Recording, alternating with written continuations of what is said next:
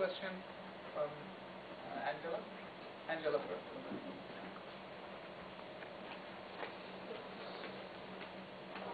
Hello. My question is, what kind of research and planning do you think is important to do before you even, for example, go and live in the slum or go and interview people? What kind of research and planning do you do, and what do you think is important?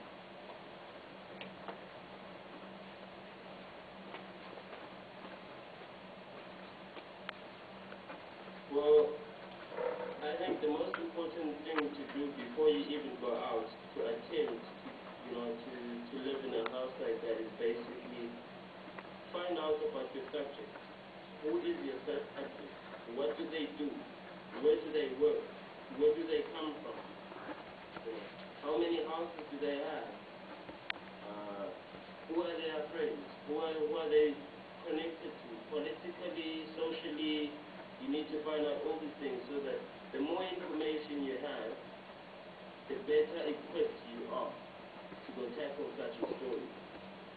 I think another thing would be you need to check out the area that you're going to live in. First, if you find yourself in a place for a month or 2 months, you must be able to know your way around the place. You don't want to get caught or get trapped in a situation where you don't know where you are, you don't know how to get to the next place. So I did a bit of work before I went to go live there. I used to go there on a daily basis and go see the environment that I'm going to be living in. I did an analysis of where the house is that I'm going to live in and how many other houses that she owns, and if ever I was in any form of trouble, how do I get out, basically. So I think you need to do your preliminary study to assess the situation that you're going to be taking yourself into. And knowledge about your subject is key. It is key.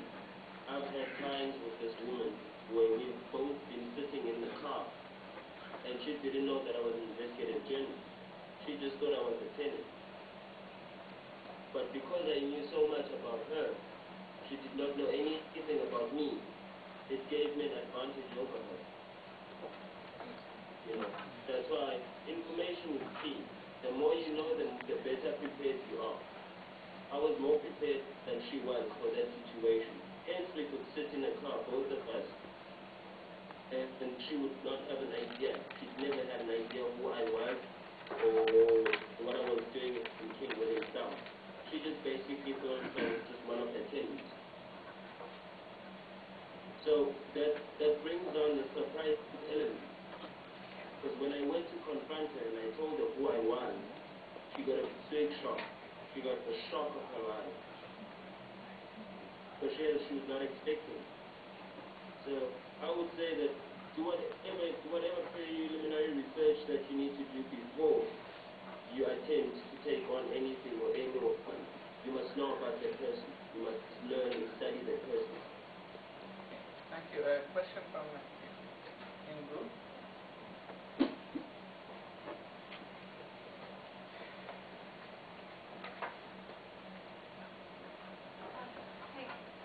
I just want to know what is your main target when, after receiving the information about this from the community,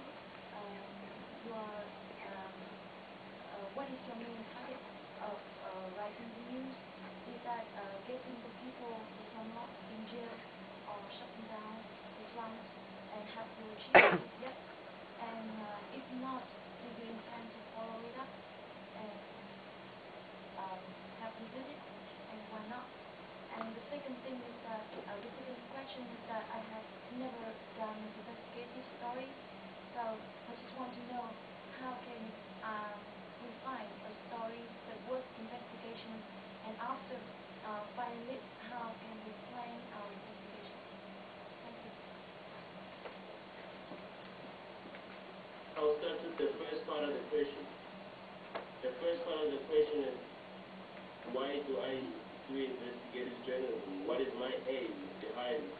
The aim behind Slumlords was to stop the exploitation of people by slumlords.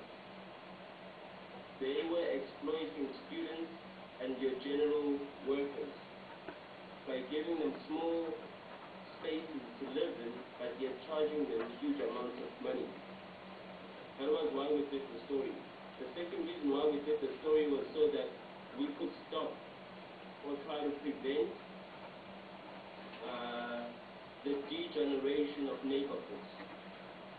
Because what happens is, if you have places like that house that I was living in, it's,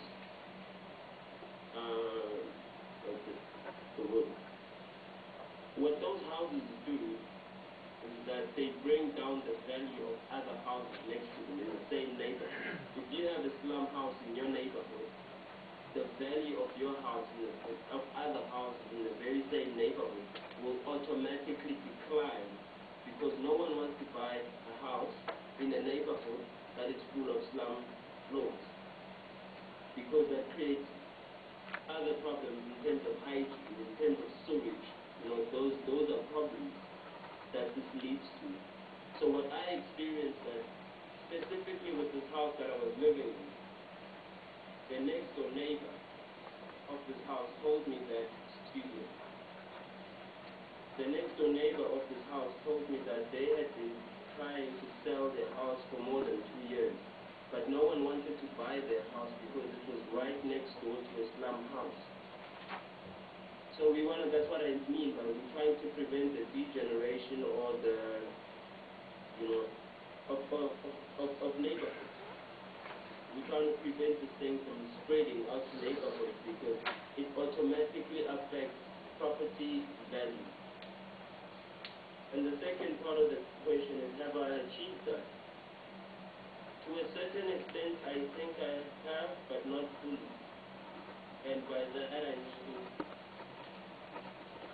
it's been over a year since I published the story, and the provincial cabinet is only doing something now. At least they're doing something. They could have ignored it completely like they have for the past year. But right now they're starting to take action. And I think that as a journalist, if you have the relevant authorities there to take action after you've exposed something, then you've won half of the fight. If I could put it in those terms. That's why I'm saying, yes, I have achieved my goal, but not fully. And the third question that you asked is, have I done a follow-up on the story?